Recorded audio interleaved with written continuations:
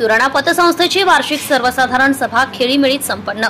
सुराणा पतसंस्थेची 28वी वार्षिक सर्वसाधारण सभा विद्यमान चेअरमन माननीय श्री प्रदीप कन्हैयालाल सुराणा यांच्या अध्यक्षतेखाली खेळीमेळीच्या वातावरणात पार पडली आहे। सर्व विषय एकमताने मंजूर करण्यात आले। संस्थेच्या सभासदांना चालू वर्षी 9% लाभांश जाहीर करण्यात आलाय। त्याबाबत पत्रकार परिषदेत अधिक माहिती देताना संस्थेचे संस्थापक डॉक्टर रमणलाल सुराणा यांनी सांगितले की सभेची सुरुवात दीपप्रज्वलन करून नंतर पसायदान म्हणून करण्यात आली।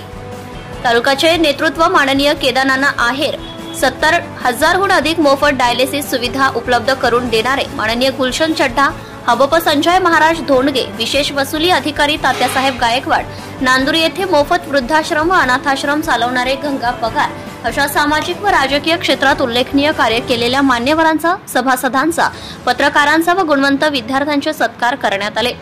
संस्थेची वार्षिक सर्वसाधारण सभा म्हणजे स्नेह मेळावा असतो।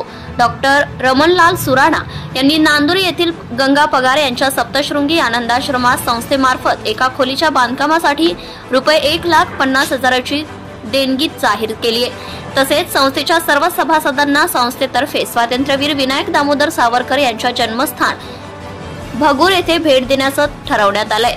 संस्थेच्या आर्थिक बाबींची माहिती देताना विद्यमान अध्यक्ष प्रदीप सुराणा यांनी सांगितले की संस्थेचे कार्यक्षेत्र नाशिक जिल्हा असून वसूल भाग भांडवल 2,18,00,000 आहे। संस्थेकडे 52,55,00,000च्या ठेवी जमा असून कर्ज वाटप 30,45,00,000 आहे। संस्थेने विविध बँकांमध्ये 46,36,00,000ची गुंतवणूक केली आहे। संस्थेकडे 23 कोटींचा निधी जमा असून मार्च 2024 अखेर निव्वळ थकबाकी 1.49% इतकी अत्यल्प आहे।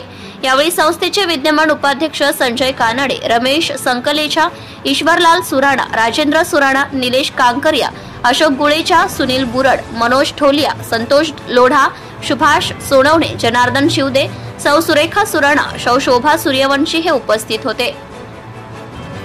वार्षिक सर्वसाधारण सभेचे सूत्रसंचालन सभासद प्रणित सुराणा यांनी व मागील सभेचे प्रोसिडिंग वाचन, अहवाल वाचन जनरल मॅनेजर महेश जोशी यांनी केले।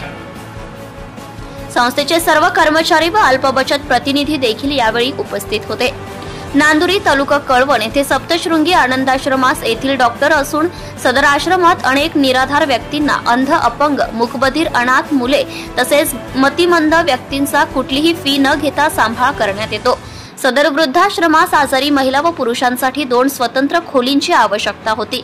डॉक्टर रेश्मा सुराणा चॅरिटेबल ट्रस्टचे अध्यक्ष डॉक्टर रमणलाल सुराणा यांच्या हस्ते एका खोलीच्या बांधकामासाठी 1.5 लाख रुपयाचा धनादेश सप्तशृंगी आनंदाश्रमाच्या सौ पगार यांच्याकडे देण्यात आलाय।